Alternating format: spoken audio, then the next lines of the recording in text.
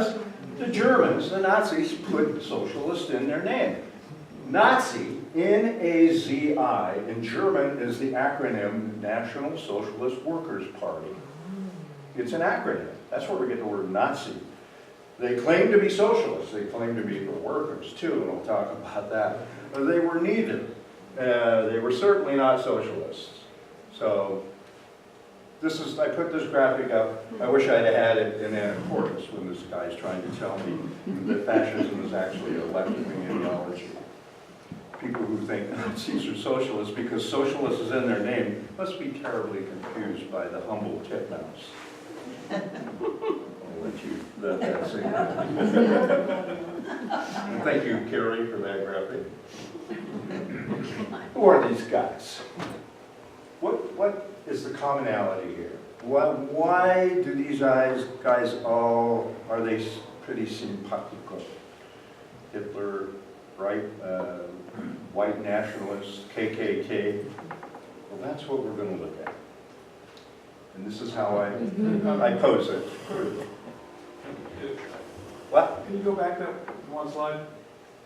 The Nazi symbol, the one on Hitler's arm, Yeah. is in one direction, but the one down below on that name tag is in the other direction. Wasn't one of them an ancient Hindu symbol? Yeah. Yeah, it's actually a Hindu, Native Americans. It was on Native American pottery prior to Columbus, pre-Columbian pottery.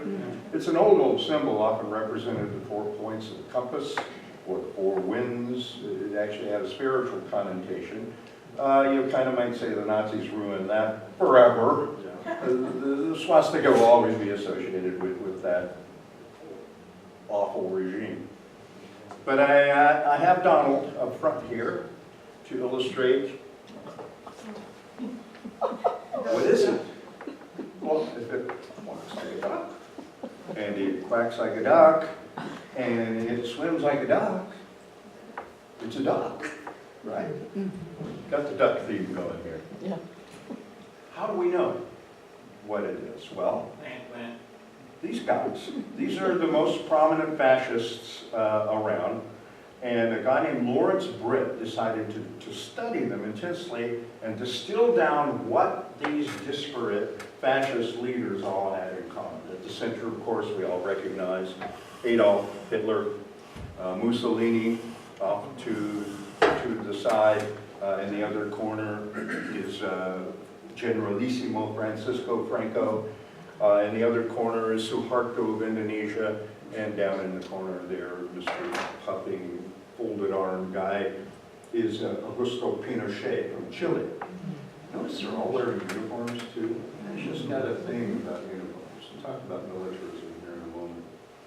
Well, what Britt came up with, just looking at all of these different fascist leaders and their regimes, were some characteristics they shared in common, and I'm going to share those with you. How to recognize a dangerous ideology. First, on the top of the list, this is what makes fascism most distinct from any other totalitarian ideology, including communism, anarchism. Some of them share things in common, but this is unique to fascism, is corporatism. And Mussolini put it better than anybody. He actually stole this from Giovanni Gentile. Fascism should be more appropriately called corporatism because there is a merger of state and corporate power. And it is. I don't know whether you can read this or not, but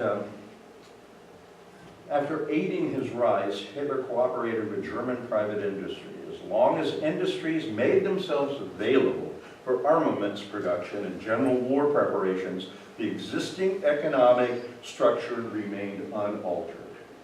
Hitler did not interfere with the industrialists or the capitalists.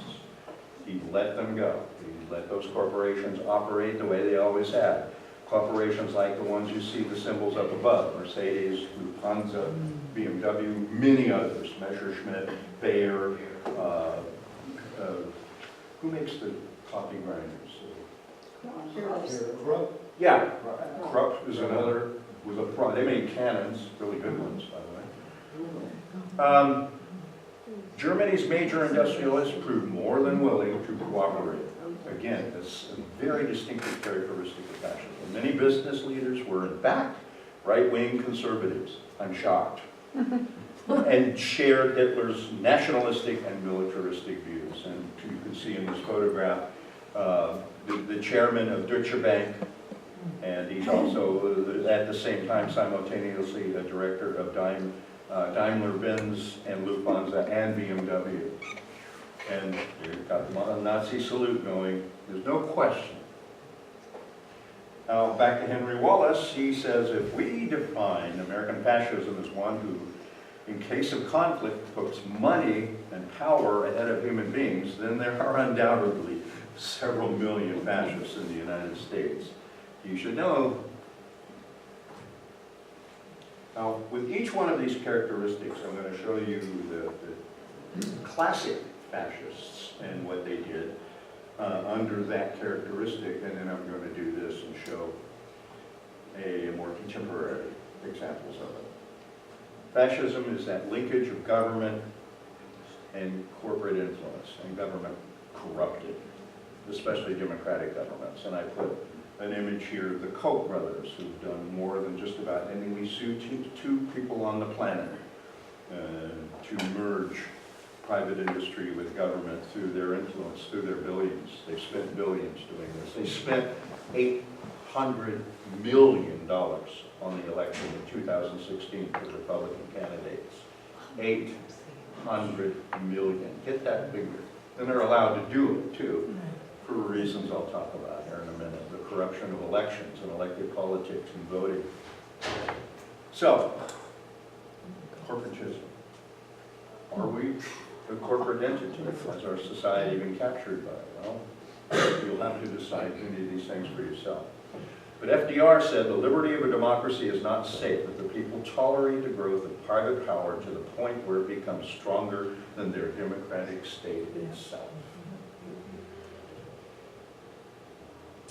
Militarism, very evident in fascist societies. Soldiers everywhere, symbols everywhere of their ardor and their nationalism, which is another aspect that we'll look into.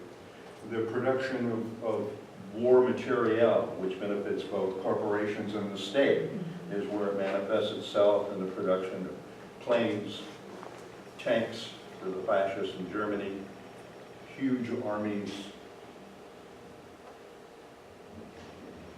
And this, Abraham Maslow sort of summed it up. If the only tool you have is a hammer, you tend to see everything as a nail. That is the military ethos. Well, you tell me. Over $700 billion in the next military budget, representing 61% of every discretionary dollar spent by the government in the United States. That's 6 out of $10.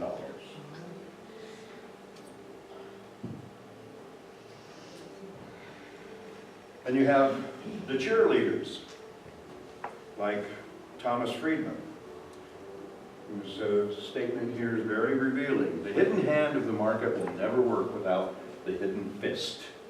McDonald's cannot flourish without McDonnell Douglas, the designer of the F-15. And the hidden fist that keeps the world safe for Silicon Valley's technologies to flourish is called the U.S. Army, the Air Force, the Navy, and the Marines. I couldn't put it better myself.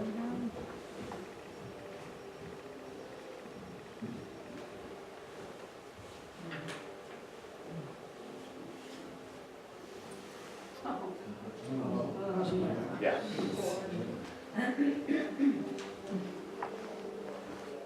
And then that militarism dragging the country into quagmires and holes in which billions of dollars, trillions actually, flow, like the quote here from Milton Bearden, calling Afghanistan the graveyard of empires, with the Soviet there, a Brit, a Greek, all armies that were utterly destroyed, broken on the back, broken on the wheel that is Afghanistan. We're not ever going to be in Afghanistan. The longest war in American history now, 17 years. Just the other day, the invasion of Afghanistan occurred. on my wife's birthday, October 7th. This is what you get, the hemorrhaging of our life's blood, of our wealth, in these endless adventures, these military adventures that can't be won, and they're really not meant to win. They're meant to keep the military robust with a constant flow of our resources. Yeah. And if he has his way, we're going to be at war with Iran. Another war. John Bolton, the current, I can't believe those words are coming out of my mouth, the current National Security Advisor. This guy is a scary character. And what we get for it is symbolized in this very, very good illustration here. War sitting at the table, the waiters goading at them with trays of cash. Well, medical care, education, sciences, arts, all wither from lack of those resources. But it's not just overt militarism and the production of war materiel. It's a mindset, and it permeates society, and it is sort of untouchable. Support the troops, support the veterans. If you get caught in these traps to where if you oppose militarism, not the military necessarily, it's almost taboo in our society. We are so militaristic now. You know, it's everywhere. Soldiers, romantically portrayed in parades, marching along, flags, all public spectacles, the military, prominent. Military. The paid flyovers of the military using our tax dollars to pay the NFL to allow them to fly over at halftime at football games. It's just everywhere. Coupled with that is this hyper-nationalism, this ultra-nationalism that is distinctive to fascist regimes. It's the symbols everywhere, the flags, the soldiers, the parades.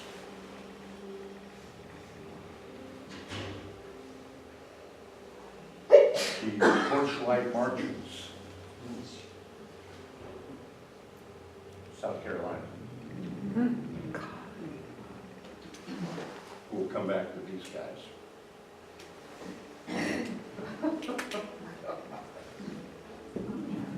The appeals to nationalism, to patriotism.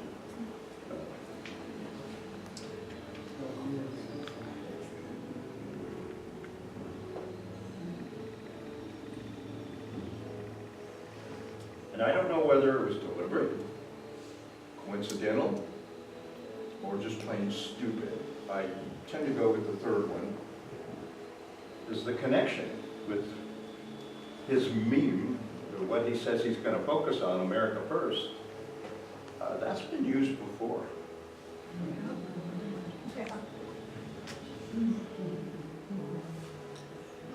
And then the connection then to nativism?